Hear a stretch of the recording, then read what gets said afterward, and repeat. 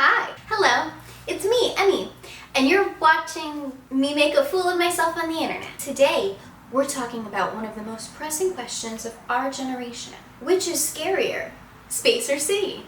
This question that everyone is talking about probably is our topic for tonight. But of course, this would not be rigorous intellectual discourse with Emmy if it didn't include a scarier third option. So sit back, bundle up, and get ready to launch into the deep space of our minds. We're going to talk about space first. 1. Super hot rain glass. If you find yourself floating through space, my gut feeling tells me that you should land on the nearest available rock, like immediately, but that's just like a gut feeling that I have. On the flip side, you could run into a planet where it rains glass. No, I'm sorry. A planet where it rains hot glass. No, I'm sorry. A planet where it rains super hot glass. That's right. In space, you could be forced to choose between a planet with super hot glass rain and the rest of space.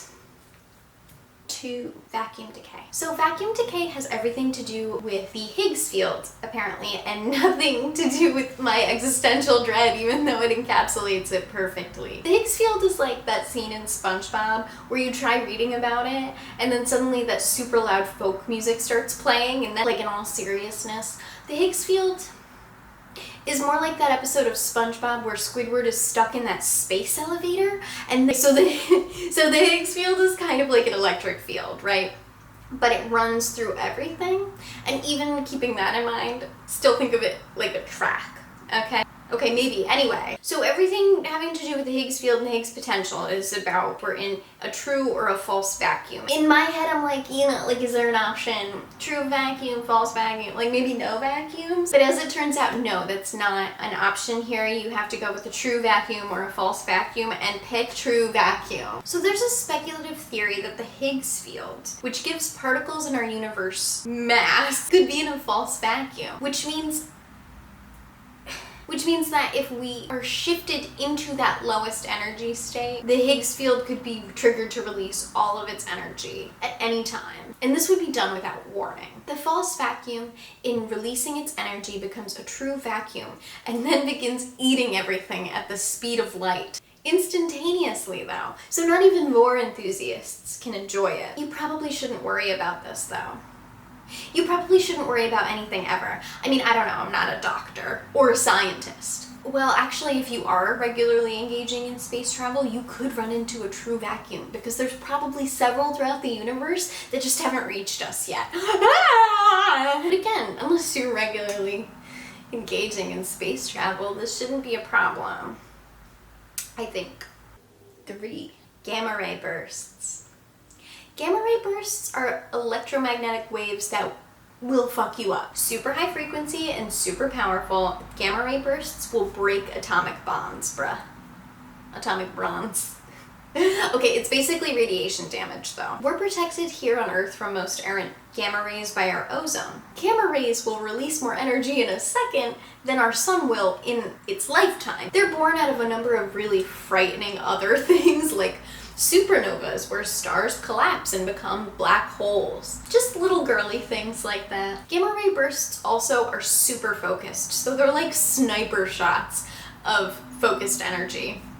Also, can we talk about how I can't think of a better word than sniper shots? I'm really not equipped to be anywhere near space warfare. I don't know who signed me up for this. Gamma ray bursts just a few thousand light years away would be enough to eradicate life. In fact, gamma ray bursts have been suggested as the original extinction event hundreds of millions of years ago. But just like vacuum decay, a gamma ray burst death will be instantaneous. Yay!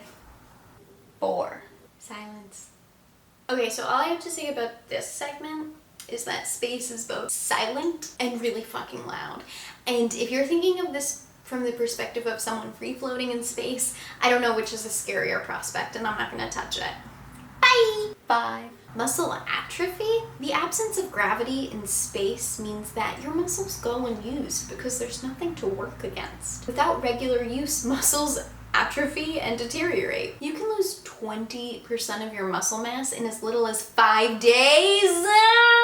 To stave off atrophy, You need to be exercising constantly as an astronaut. Imagine being the type of person disciplined enough to become a space scientist, right?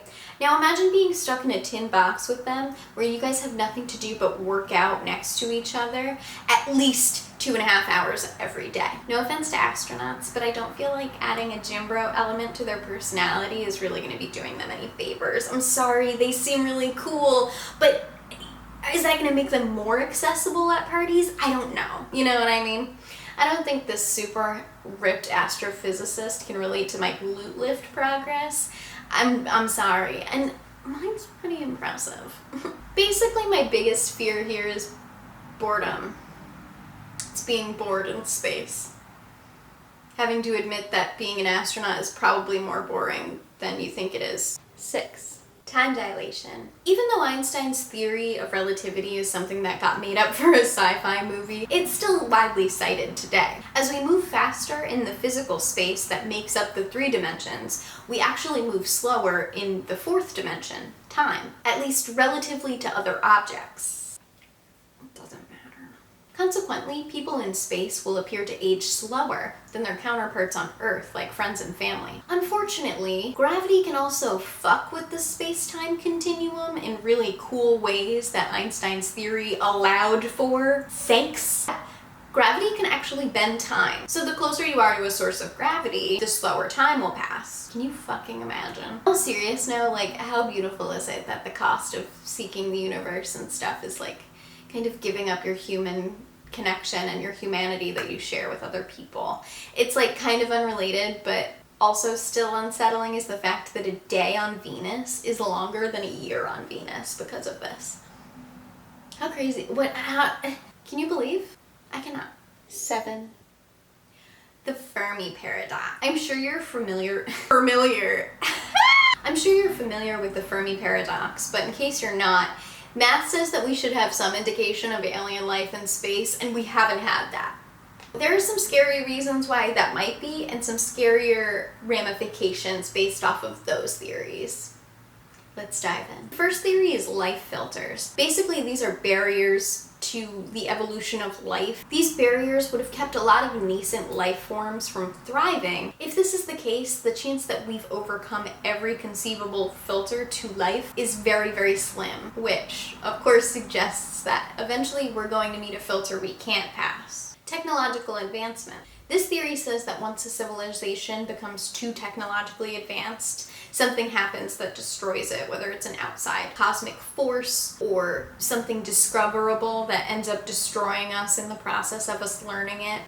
We're not alone. Maybe we're just too different to recognize communication from other life forms and vice versa. Maybe we're just never going to overlap in time. I mean, even the speed of light isn't that fast in the grand scheme of the universe, which is just sad.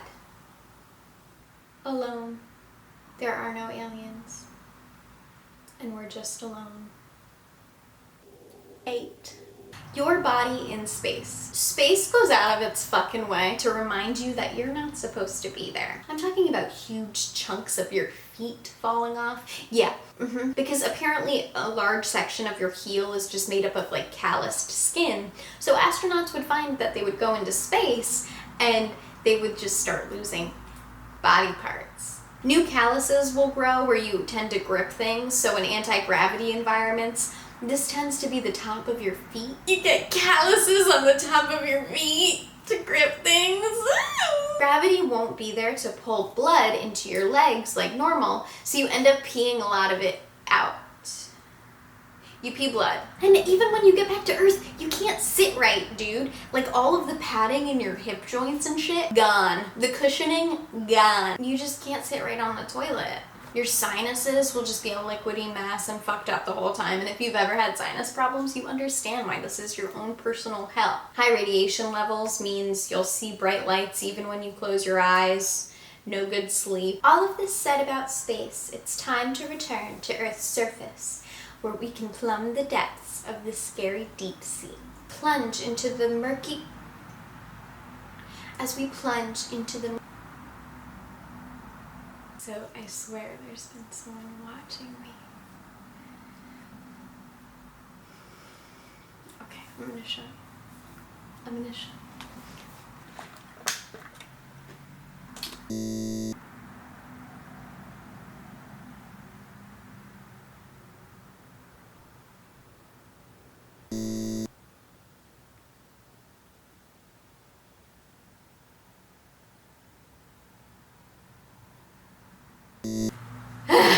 So weird. I don't know. It's kind of like, yeah, it's just been a weird kind of like string of events lately, I guess. But whatever. What the fuck? Moving on. 1. Rogue waves. Let's start light with fucking walls of water. Rogue waves are a phenomena that have been recorded by sailors for centuries, but only recently, like as recently as the 90s, have they been accepted by scientists as fact. They look like giant walls of water, and I hate them. 2. Less explored than space. More than 80% of our oceans are unexplored. We know more about the surface of Mars than we do the ocean floor. 90% of the species in the ocean are undiscovered, and the 226 that we do know... 3. Aquatic chorus. So fish sing. In fact, they basically like have glee battles to hunt, to defend their territory, to save the community center. It's crazy. I don't think it's cute. That's very 2011 of them. I don't like the idea of giving fish the power of song, because once mermaids get it, I mean, well, there goes our bargaining power. Speaking of which. 4. Mermaids. Prove mermaids aren't real. You can't. You can't. And we haven't seen 80% of their habitat. And look, I'm not saying I believe in mermaids. But 5. Never alone. The thing about the ocean is you're never alone.